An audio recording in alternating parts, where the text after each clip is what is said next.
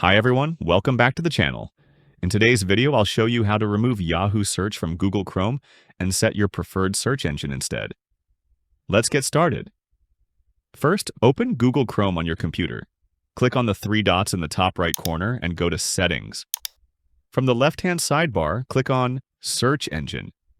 Now, under the section labeled Search Engine used in the address bar, make sure it's set to Google or any other search engine you prefer, not Yahoo.